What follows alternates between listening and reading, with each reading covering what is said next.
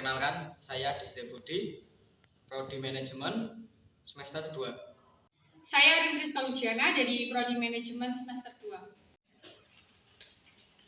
Perkenalkan, nama saya Emily Wantoro DS, Prodi Manajemen semester 2. Perkenalkan, nama saya Dewa Febriani, Prodi Akuntansi semester 2. Materi tentang pengantar ekonomi mikro.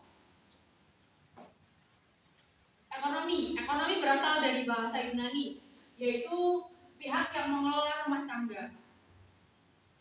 Ilmu ekonomi, menurut Sardono Sukirno, yaitu ilmu ekonomi yang menganalisa biaya dan keuntungan dan memperbaiki corak penggunaan sumber daya alam dan sumber daya manusia. Dasar-dasar ekonomi. Di dasar-dasar ekonomi terdapat masalah-masalah ekonomi. Satu, yaitu barang apa yang akan diproduksi dan berapa banyaknya. Yang kedua, bagaimana barang tersebut diproduksi. Yang ketiga, untuk siapa barang tersebut diproduksi. 3. Masalah ekonomi. Masalah pokok perekonomian. 1. Kekurangan atau kelangkaan barang. Yang kedua, kebutuhan masyarakat. Yang ketiga, faktor produksi. Faktor penggerak kegiatan ekonomi ada 4, yaitu kebutuhan ekonomi, kelangkaan, pilihan, dan konsep ekonomi. Kegiatan dan sumber daya ekonomi. Kegiatan ekonomi ada 3 macam. 1. Konsumsi, yang kedua produksi, dan yang ketiga pertukaran. Sumber daya ekonomi ada 3. Sumber daya alam, contohnya tanah. Yang kedua sumber daya manusia, contohnya tenaga kerja, dan sumber daya modal, yaitu peralatan fisik, mesin, bangunan, dan komputer.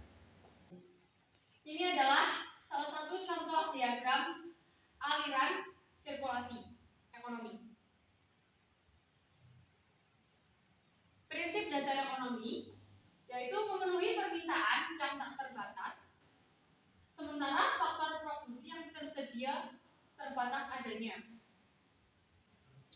Apakah ada yang ingin ditanyakan?